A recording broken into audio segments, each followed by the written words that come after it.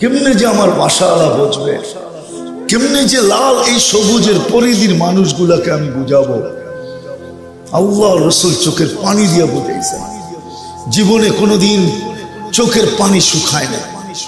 জিবরিল মিকাইল জিজ্ঞাসা করছে, মা জালা আরাকা তাবকি, যখনই দেখি কাঁদেন কেন? বলছে উম্মতের জন্য। যে মৃত্যু লগ্নে দুনিয়ার থেকে এক্ষুনি বিদায় নেবেন, তখনও চোখের পানি। জিবরিল আজীব জিজ্ঞাসা করছে, এখন কাঁদেন কেন? ফামান লিবাদি লি উম্মতি, আমার পরে আমার উম্মতকে কে বুকে জড়ায় রাখবে, কে দেখা রাখবে? আল্লাহ প্রতিশ্রুতি দিছে আমি দেখা রাখবো। তখনই বলছে আপনার কাছে আসতে পারি। যে কবর থেকে উঠবে আর উঠেই জিজ্ঞাসা করবে, জিবরিল আইনা উম্মতি, আমার উম্মত কোথায়? আজকে ইউনিয়ন পরিষদের চেয়ার পাওয়ার জন্য হায় হায় পর্যন্ত কত মানুষের জান গেল। সত্য তো? মাদক দিতে গেছে দুই একজন, না যায় না? হ্যাঁ, আচ্ছা মাদক দিয়ে বাদ দিলাম, নসিন দিতে গেছে, না যায় না? একটা ইউনিয়ন পরিষদের চেয়ার পাওয়ার জন্য। অথচ আমাদের নবীকে তো আল্লাহ কিয়ামতের দিন মাকামে মাহমুদ দিবেন। ফাতাহাজ্জাত বিহি নাফিলাতাল লাক আসা আইয়াবাসাকা মাকামান মাহমুদা। ওই চেয়ার যেটা আল্লাহ কুদরত দিয়া বানাবে, কিয়ামতের দিন নিজের কুরসির পাশে লাগাবে। দুনিয়াকে দেখানোর জন্য যে মালিক কেমন, রাজা কেমন, পাশে লাগাবে, কিন্তু ওই চেয়ারে বসবে না, হাত রেখা দাঁড়ায় থাকবে। আল্লাহ বলবে বসেন, বলছে উম্মতকে প্রতিশ্রুতি দিয়ে আসছি, হাউজে কাউসারে সাক্ষাৎ হবে। বসা গেলে সাক্ষাৎ হবে তো হবে কোত্থেকে? প্রতিশ্রুতি দিয়ে আসছি, নিজ হাতে পানি পান করাবো। বসা থাকলে উম্মতকে, পিপাসিত উম্মতকে কে পানি পান করাবো? আমি বসবো না, না, না, না। আমি তো অনুমতি হইতে দেরি, উম্মত আসতে দেরি, আমি হাউজে কাউসারে ছুটা যেতে দেরি করব না, অতক্ষণ দাঁড়ায় থাকবো, বসবো না। বলছে তারপর, বলছে তারপরও বসবো না, আমি তো মিজানের কাছে ছুটা যাব। কেন? আপনি না প্রতিশ্রুতি দিছেন, অঙ্গীকার করছেন, সালতুতা শাফি তুসাফা, চাইলে দিবেন, সুপারিশ করলে মঞ্জুর করবেন। আপনি বলছেন সাউফা ইউতিকা রাব্বুকা ফাতারদা, আমাকে রাজি করে ছাড়বেন। আপনি বলছেন লা ইউখজিকা ফি উম্মতি, আপনার উম্মতের ব্যাপারে আপনাকে লজ্জিত করব না। মিজানের কাছে যে দাঁড়ায় থাকবো, পাল্লা যদি না ঝুঁকলো তো ওইখানেই চাওয়ার হাত উঠায় দিব, ওইখানে সুপারিশ লিখতে শুরু করব, ওইখানে দাঁড়িয়ে চিৎকার দিব, আমি রাজি হব না, পাল্লা সামনে ঝুঁকে না, আমি লজ্জিত হয়ে যাব। বলছে তারপর, বলছে এখানেই শেষ না, আবার পলসে রাতের ওইখানে ছুটতে থাকবো। কেন? যদি উম্মত পার না হইতে পারে তো দুরুদের গাঠি মাথায় দিয়া পার করায় দেব। আমি তো 3 জায়গায় ছুটতে থাকবো, একবার হাউস, একবার মিজান, একবার পলসেরাত, আর মধ্যখানে শুধু চিৎকার দিতে থাকবো, রব্বি উম্মতি, রব্বি উম্মতি, রব্বি উম্মতি। রব্বে কাবার কসম। এই জন্য সবাই পায়ে হাত রেখা বলে আসেন, আজকে আল্লাহর কাছে আকর্ষণের পাত্র, দুনিয়ায় না। কি রেখা গেলাম এটা ভাবি না। আমার সমাজ যদিও কেউ মারা গেলে জিজ্ঞাসা করে কি রেখা গেল, আজ পর্যন্ত কেউ জিজ্ঞাসা করে নাই। মৃত্যু ব্যক্তির বাড়িতে যে সঙ্গে কি নিয়ে গেল এটা বলো, নামাজ কেমন ছিল, রোজা কেমন ছিল, হজ কেমন ছিল, যাকাত কেমন ছিল, দান খয়রাত কেমন ছিল, আল্লাহকে কতটুকু মানত, রসুলকে কতটুকু মানত। রব্বে কাবার কসম কেউ জিজ্ঞাসা করে না, সবাই জিজ্ঞাসা করে দুনিয়ায় কি রেখা গেল। এই জন্যই তো এই পরিণতি। রাগ হয়ে যাবে এই মজমা, রাগ হবেন না তো? এই জন্য এই পরিণতি। সন্তান এইখানে একজনও নাই যাদের মা বাবা মারা গেছে, যে প্রতিদিন মা বাবার জন্য 2 রাকাত নফল নামাজ পড়ে, এরকম অভ্যস্ত এইখানে একজনও নাই।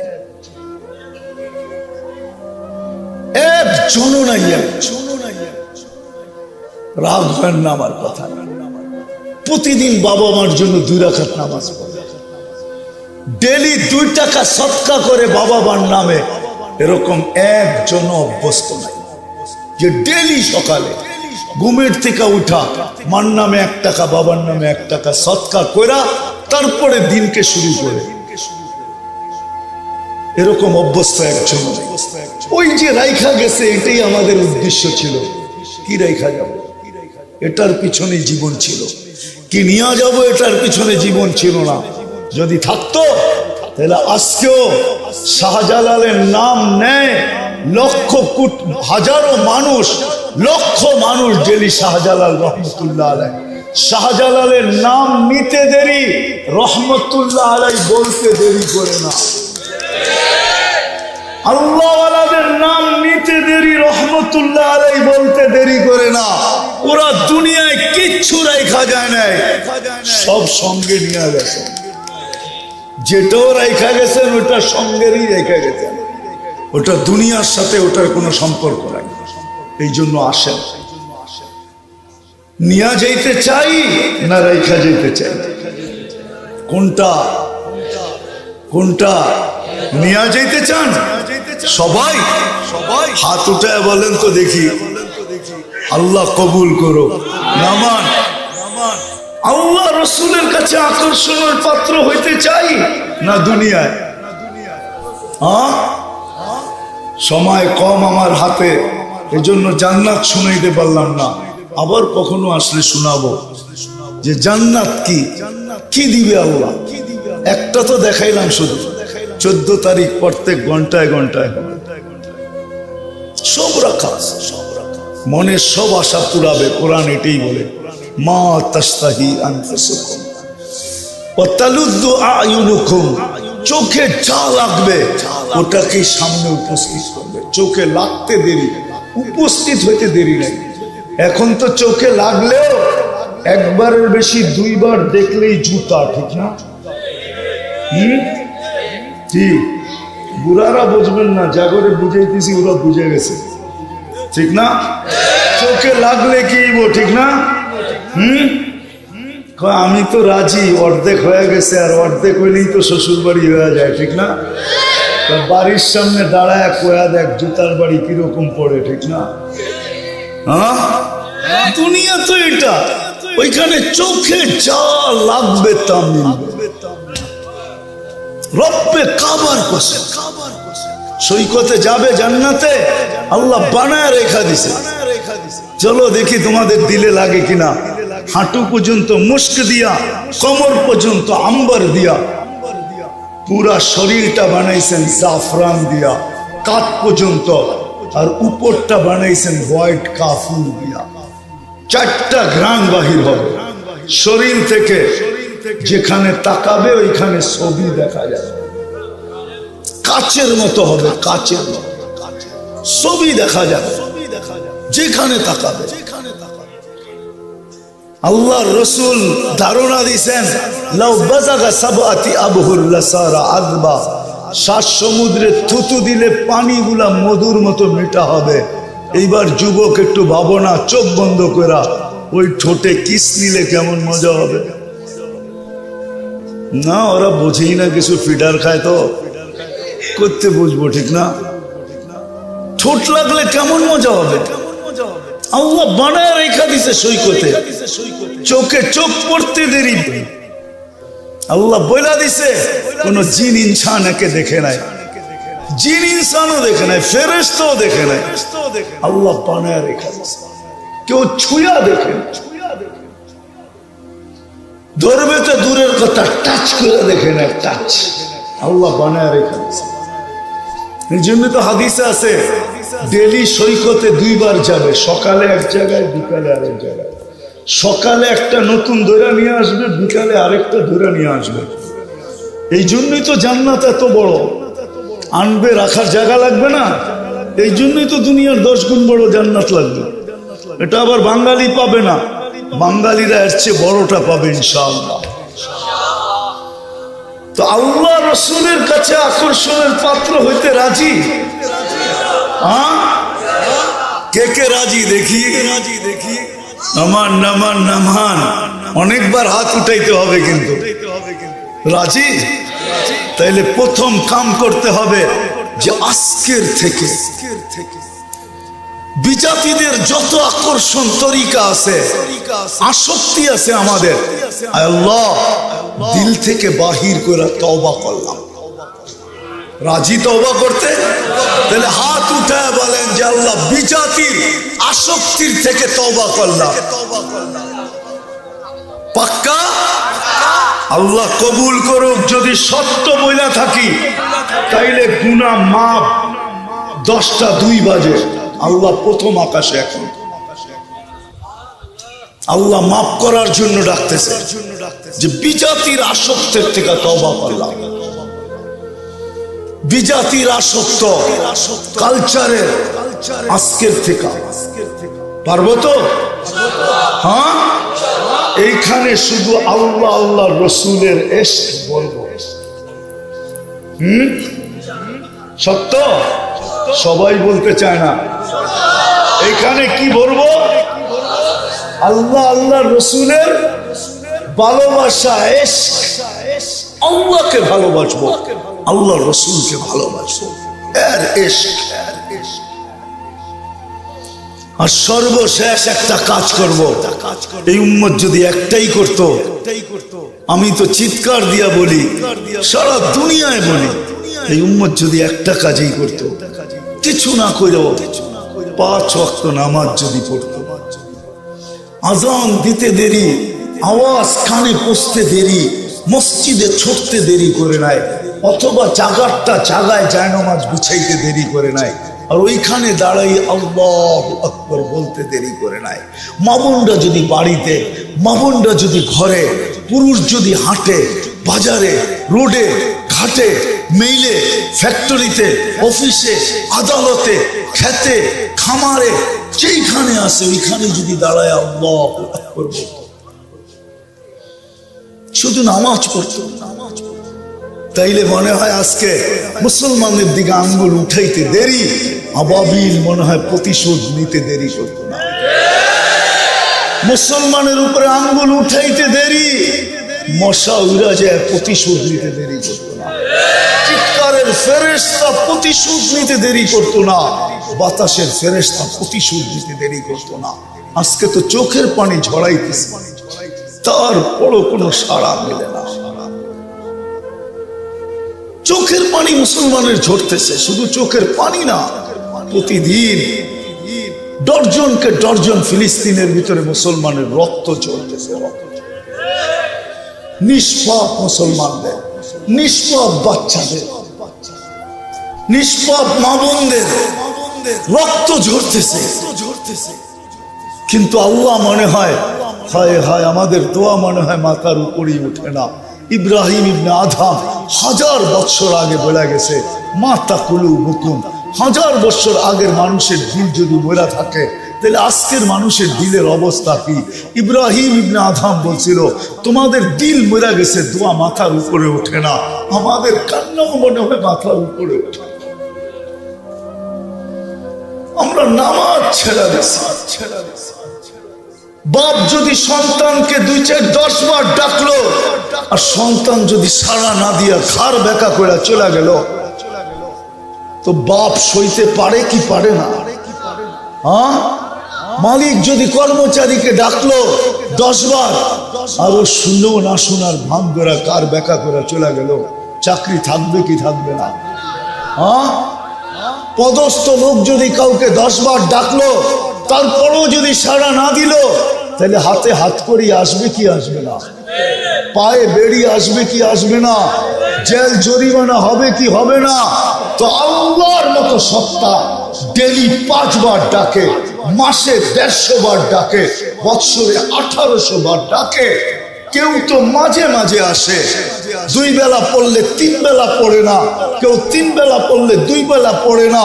কেউ শুধু সপ্তাহে একদিন পড়ে, কেউ বৎসরে মাত্র 2 বার পড়ে। আল্লাহ ডাকতেছে, আপনি পাবেন আপনার ওই লোকদের সাহায্যের জন্য আল্লাহ চলে আসবে। তওবা যখন করছি আজকে অঙ্গীকার করি আর কোনোদিন নামাজ ছাড়বো মনের থেকে। হ্যাঁ, তাইলে আল্লাহ রসুলের কাছে আকর্ষণের পাত্র হতে পারবো, আল্লাহর কাছে, রসুলের কাছে। যদি তা না হইতো তাহলে চিৎকার দিতে দিতে যাইতেন না। দুনিয়ার সর্বশেষ কথা আল্লাহ রসুলের এই চিৎকার, আসসালা আসসালা আসসালা ওমা মালাকাত আইমানুকুম, ও আমার উম্মত, নামাজ নামাজ নামাজ নামাজ। আর অধীনস্থ মানুষের সাথে সৎ ব্যবহার, তোমার অধীনস্থ যে তার সাথে সৎ ব্যবহার করো, নামাজ পড়ো। অঙ্গীকার করতে রাজি? হ্যাঁ, কে কে আজকের থেকে নামাজ ছাড়বো না? নামান নামান। বর্তমান অবস্থার প্রেক্ষিতে দুটা কথা বলবো। ফিলিস্তিনকে যদিও ওরা প্রতিরোধ করতেছে, আমরা প্রতিবাদ করতেছি, ঠিক না? হ্যাঁ হ্যাঁ, প্রতিবাদ করতেছি না আমরা? আমার আগেই তো হুজুর আপনাদের থেকে জুস দিয়া গেল, ঠিক না? আপনারা সবাই চিল্লায় উঠলেন, ঠিক না? হ্যাঁ, কি বলেন? আমরা প্রতিবাদ করতে পারি, এটুকুই আমাদের। আলহামদুলিল্লাহ, আমাদের সরকারের পক্ষ থেকেও প্রথম প্রতিবাদ হয়েছে, না হয় নাই? হ্যাঁ, বাংলাদেশের পক্ষ থেকেও প্রতিবাদ হয়েছে যে আমরা ফিলিস্তিনিদের তার সাথে ছিলাম, আসি এবং থাকব। এটা আলহামদুলিল্লাহ বলা উচিত আমাদের। আমরা প্রতিবাদ করতে পারি।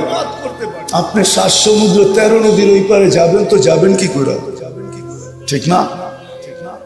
কিন্তু আমরা দুটা কাম করতে পারি, শুধু প্রতিবাদ করে ক্ষান্ত না হয়ে আরো দুটা কাম করতে পারি।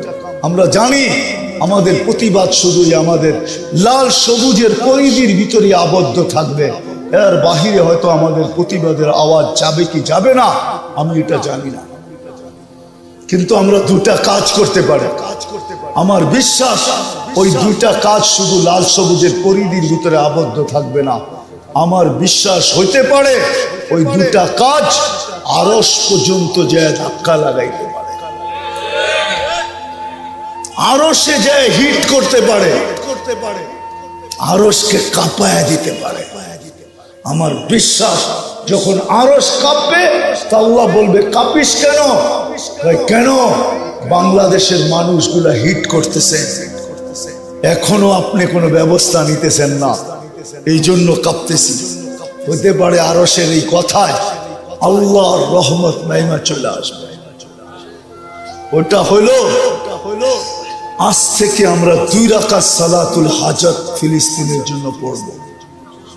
হ্যাঁ, যদিও এই পর্যন্ত যতদিন থেকে 2 সপ্তাহ হয়ে গেছে শুধু আমরা প্রতিবাদই করতেছি, এই মজমায় একজনও নাই, না মাদ্রাসার তোলাবা, রাগ হয় না, পায়ে হাত রাখি না ওলামা, না আমরা, যে এই 2 সপ্তাহ পর্যন্ত আমি 2 রাকাত করে সালাতুল হাজত এদের জন্য পড়তেছি, এরকম কেউ নাই, কেউ হাত তুলতে পারবে। কিন্তু উচিত ছিল, কেননা কোরআন বলে ওয়াস্তাঈনু বিসসাবরি ওয়াসসালাহ, মুসলমান নামাজের মাধ্যমে আমার কাছে সাহায্য চাও। আমরা 2 রাকাত নামাজ পড়ি না, আজকের থেকে অঙ্গীকার করি পড়ব। কে কে পড়বেন? আল্লাহ কবুল করো। 2 রাকাত নামাজ পড়ে আল্লাহকে বলেন, কেননা সেজদায় যখন বান্দা যায়, এটা সেজদায় যায় বলতে পারবেন আপনি নফল নামাজ, কোনো অসুবিধা নেই। আল্লাহকে বলেন আল্লাহ প্রতিবাদ তো করতেছি, যাওয়ার তো সুযোগ নাই, শুনছি তুমি নাকি এরকম এরকম করে দেখাইছ, তাহলে আমাদেরকে করে দেখাও। আল্লাহর কাছে বিচার দেন। আর দ্বিতীয়, আজ থেকে ফিলিস্তিনের নামে আমি 1 টাকা সদকা। কয় টাকা? কেননা হাদিসে আছে সদকাতু তারুদ্দুল বালা, বিপদ যত বড়ই হোক যদি সদকা করা যায় করার মতো, তাহলে সদকা আরশকে হেলায় দিবে, বিপদকে টলায় দিবে। 1 টাকা, আমি এখন বলতেছি না, আপনি প্রতিদিন যেইখানে দিতে মন চায়, যাকে দিতে মনে চায় 1 টাকা, পারবেন না? আমি 100 বলতেছি না, 10 বলতেছি না, 5 বলতেছি না, 2 বলতেছি না, 1 টাকা। আমি ফিলিস্তিনের এই বিপদের জন্য আল্লাহর কাছে 1 টাকা সদকা দিলাম, 1 টাকা।